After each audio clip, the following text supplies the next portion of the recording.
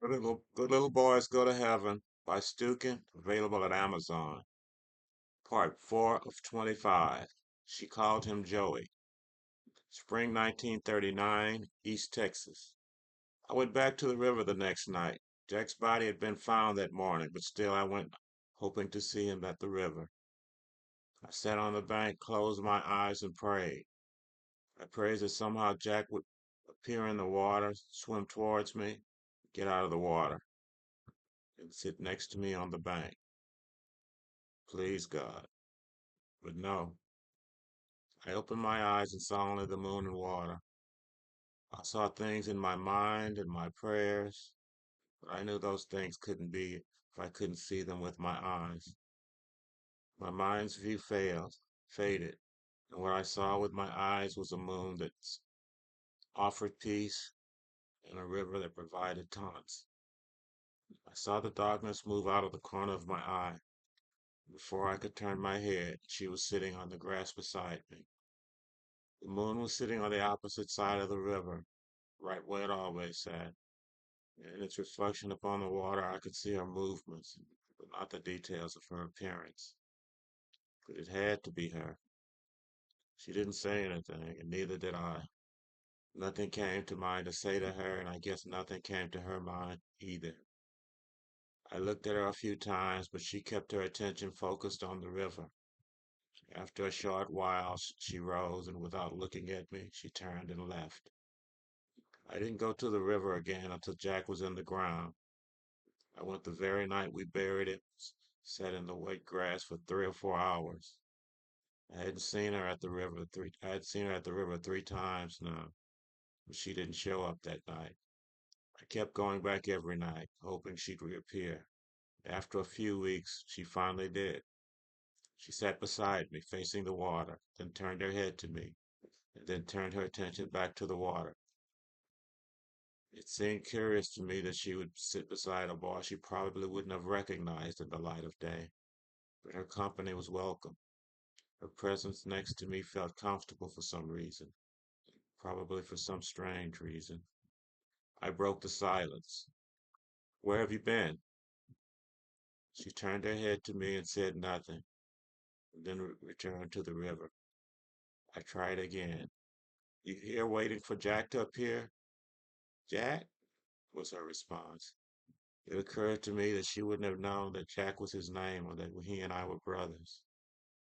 That night it didn't occur to me to tell her my name or ask hers.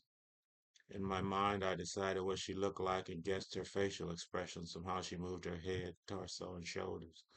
The way she cocked her head, held her head still, shook her head, quickly or slowly, turned her head away. I could see facial expressions in all of that. I saw more in how she moved the rest of her body. I could see her shrug her shoulders. I could see her shoulders slump. It was probably too dark for me to see any of that, but still I saw it. Okay, I'm not waiting for anyone. This grass is wet. She shrugged her shoulders. My brother and I have been coming here since we were little kids. It was my brother you met a couple of weeks ago, the same night you met me. Okay, I've been coming out after my grandma goes to bed. This is where I come. I don't understand. I don't understand either. I mean, why do you come to the river? She turned her head to me, and though I couldn't see her face in the dark, I knew I had insulted her from her response. Why do you come to the river? Shoulders hunched. I wasn't saying colored folks shouldn't be at the river. I was trying to ask why she came in the middle of the night with only a moon to light. It was about 3 o'clock when she showed, a time when any person with any sense would have been asleep. Jack, her, and I were the only three folks I'd seen at the river that late. I didn't say any of that. I just left her feeling insulted. She didn't say anything else that night that I could understand. When I asked her to explain things she was saying, she'd say, there's no explaining to do. It means what it means. I think maybe she was talking more to herself. I wish she could see me smile. Smile can sometimes say more than words. We continued to meet for a few weeks without much being said. Always she'd greet me with a nod of her head. Then one night she greeted me with a nod of her head, but she didn't look in my direction. After a few minutes of her talking without saying anything I could understand, she said something I could understand. She told me, "That night you were here, that night, the first night between your brother and me, I didn't know him. I probably wouldn't have known him in the light of day. That wasn't the first time him and me at, were here at the river. I searched for words. I saw what happened with you and him. Do you remember I was here? You have to remember what I saw. I saw him do what he did to you. Are you telling me I didn't see what I saw? Did you know him? I don't understand what you're saying. Were you meeting him here? What happened between you and him? After what we did, after what we did, I don't understand." She wouldn't answer any of my questions. If I'd had a better idea of how to talk to her and get answers from her, I might not have ceded control of every talk I had with her. She said what she wanted to say without regard for what I wanted to hear, and she'd say no more. She had another statement to make. "I have a baby inside me," she said with a shrug. I was horrified. I yelled at her. "You're going to have his baby? Jack's baby? No, you can't do that. Please say that you're not carrying his baby. Are you saying this is Jack's baby?" She didn't respond. She turned her face to me and stared at me. Though she could only see my outline. We hadn't talked about my part in drowning Jack. I never asked her about her part. She had no idea of the fear I had of Jack. She had no idea of how the fear I now had of this baby she was carrying. In the dark, she couldn't see the tears streaming down my face. I got up and without looking in her direction, I walked her to the woods and ended up an hour or so later lying awake in bed, with tears still streaming down my face. I had noticed that she had begun to grow big earlier. When she faced the river with her side to me, I could see that her stomach had begun to swell. Maybe deep in the back of my mind, I knew she was with child before she told me. The front of my mind, I guess, refused to see what my eyes were seeing. Still, I kept going to the river, and so did she. I had to find out about her. I hoped she knew something about Jack that I didn't know. I hoped she could make Jack's death understandable to me. She wouldn't talk about him to me. She never said a single word to me about Jack. She never spoke his name. She came to greet me with a nod of her head that I took as friendly, and answered with a worried nod of my own. She began to talk more to me. She'd say more things that I could understand. When I say she was saying things I couldn't understand, I mean sometimes she'd turn her head away before speaking. Sometimes she'd talk in a voice that wasn't loud enough for me to hear clearly. And sometimes she just repeated the same sentence over and over. "It's just been my grandmama and me since my mama died. The rest of my family has left East County, Texas for Houston, Dallas, and other cities, hoping to find work and better lives. My grandmama talks of large picnics with just family. That died as a family tradition when other family left and never thought to look back. My mama and daddy left us as well before I was born, but we came back. She had this great fear that her grandmother was about to leave her. My grandmama can't see at all, but she stumbles around trying to find things. She says she knows where everything is and she can find what she needs. She's going to leave me soon. I know it. I can easily see her lying down one day and not getting back up. She falls. Usually she can get up on her own, but sometimes I have to help her. She says she gets into too much of a hurry and loses her balance, but she falls, and sometimes I have to help her to her feet. She has me read to her from the Bible. She marked her favorite passages when she could still see. Sometimes she just sits for hours and holds her Bible to her breast.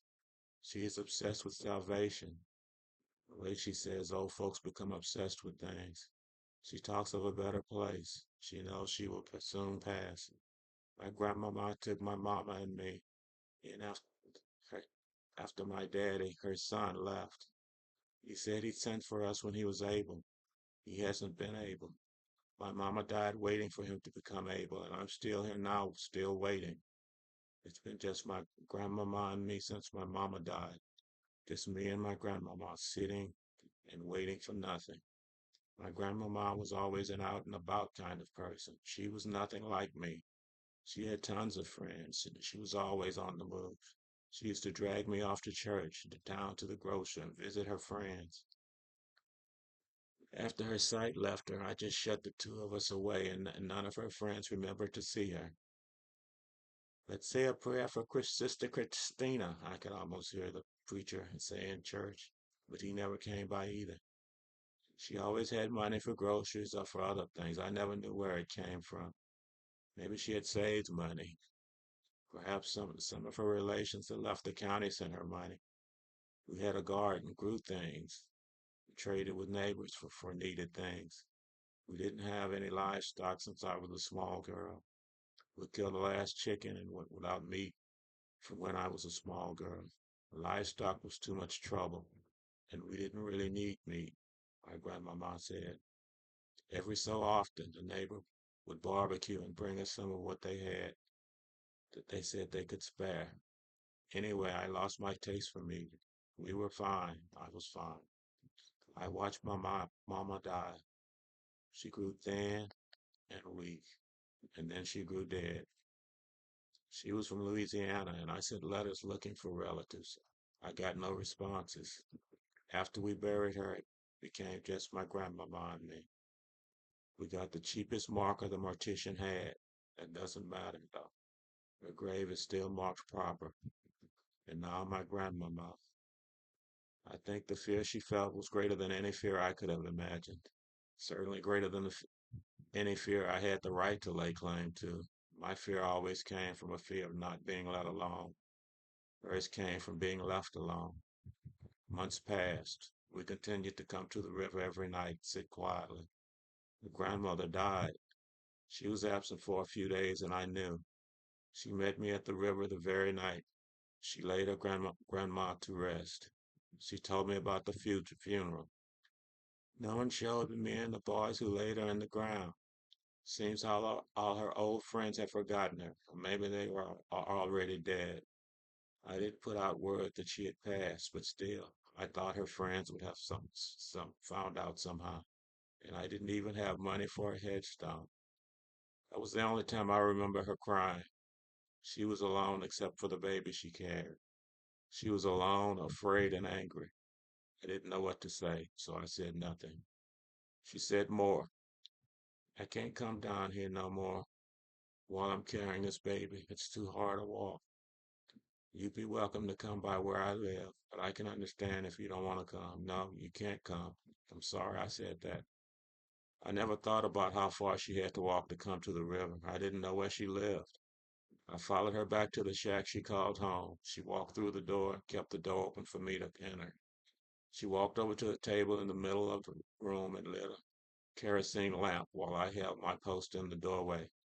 She turned to me, and I got my first look at her in proper lighting. I shook my head. I couldn't stay here, so I left. Seeing her in the light of lamp, I wanted to approach her, but I couldn't. The next night, when she answered the door, I went inside. She was a bit taller than me and still quite thin, her stomach excluded. She was an attractive girl with dark, warm eyes, thick lips, and a broad forehead, not like I had pictured in the moonlight. The shack was run down. I looked through everything there for some signs of her grandma. I thought maybe I would be able to feel her presence. She left this world completely. There was no sign of her having been here. There were no pictures of her or anyone else. I looked for letters, but I couldn't find any. There was no sign of anyone having ever lived in the shack beside Angie. I'm not sure what she thought of my going through her things, but that was little to go through. She stood quietly as if I had the right to go through her things. I turned to her and reached my hand to her. In my hand, that was every bit of money I had. My mama gave me money to buy myself things I needed, and I'd resolved I'd do without and give her every cent I was given. At first, she took the money. I offered reluctantly, but she came to understand that it meant a lot to me to help her. I felt it was my obligation to make amends of some sort for whatever wrong my brother Jack did to her. I knew he might not have done her any wrong if what she told me was true, but what I saw, what my mind saw, was what I acted on. Whatever money her grandmother had or was being sent, I never saw. I never saw her spend any more money than I was giving her. When I thought the baby might arrive soon, I stayed with her as much as possible. She was still on her feet almost, but she needed someone to come by and to do what she needed. All I knew to do was sit, look at her, and keep her company. I thought that she would need help when the baby was ready to come. When I mentioned her needing help, she responded, "I'll do the best I can." The colored church sat about 5 or 6 miles south of town. I could take the paved road out of town and exit on the dirt road that led past the church. I went there and asked for the preacher. He came out in front of the church to meet me. He was a small fellow with a black suit and a ready smile. His eyes squinted through wire frame glasses. "Morning, sir. Were you asking for me?" "Yes, Reverend. I need your assistance. There's this colored girl who actually needs your assistance. She is with child and she has it in her head she can deliver the baby alone. You might be wondering what concern is it of mine. It is a concern to me, and that's all I have to say on the subject, and that's all you need to know. But she needs your assistance. If you can speak with a doctor, have him go by see her, make sure she has what she needs. I'd be greatly appreciative. I'll pay any bills included. You have my word on that." I was 16, trying to sound much older. Maybe you could tell from my dress. I put on my best go to church suit, my demeanor. Posture, boy, shoulders back, head up. Posture that says you're at the pearly gates and you've just been waved through. Mama's words that I could make good on my promises. He never doubted a word I said to him. "Where can I find her?" he said. "Can you come with me now?" He offered a ride in his wagon, but I was beyond feeling comfortable riding in a wagon, being pulled by a horse, so he agreed to walk with me. We walked the dirt road to the highway and started south. I looked over at him frequently to see if I could judge his demeanor. It was unusually warm for late October, and I took off my jacket and threw it over my shoulder. I looked at the preacher, trying to encourage him to do the same with his jacket if needed. "It's unusually warm for October," he said with a smile. He didn't remove his jacket. Each time I looked at him, I'd receive a smile and a nod of his head in return. What I might have found might have stopped me in my tracks if I could have gotten inside that man's head. We left the paved road for a dirt road and left the dirt road when we reached a barbed wire fence that was more down than up. I looked to the preacher, and something in his smile told me he knew where we were and who we were there to see. When we got to the shack, I knocked on the door. I knew she couldn't get up to answer, but still I knocked and waited. After a few minutes, I pushed the door open. I stood back and motioned the preacher beside me. "Hello, hello," I said. I went to the bedroom door and pushed it open. She smiled when she saw me and was about to speak. I stepped aside, allowing the preacher to enter ahead of me. "This is the Reverend. I'm sorry, Reverend, I didn't even ask your name." "Reverend Jenkins," he said with a smile. "Oh, young lady, I understand you are close to a blessed event. God has smiled upon you. Do you know how lucky you are? How long, how have you been, Sister Angie? I hope this gift from God is not what is, it's not why you have chosen to stop attending our church. It was with great sadness I heard of your grandmother's passing. It was equally great sadness for me that you chose to not allow me the privilege of performing her services from the church she baptized into many, many years ago. Do you know how close you are to bringing forth the new life?" She shook her head.